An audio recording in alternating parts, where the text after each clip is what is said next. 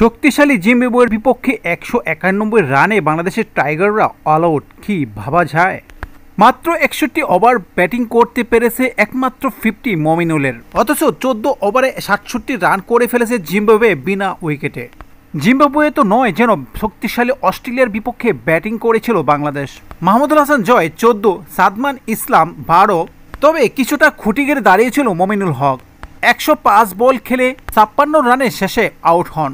Captain Nazmul Hossain শান্ত 69 বলে 40 run করে out হয়ে যায়। মুশফিকুর রহিমের ব্যাটে দীর্ঘদিন যাবৎ রান নেই, 18 বলে মাত্র 4 রান করে আউট হন। শেষের দিকে কিছুটা জাকের আলী লড়েছিল, 59 বলে 28 রান করে শেষ পর্যন্ত হারতে হয়।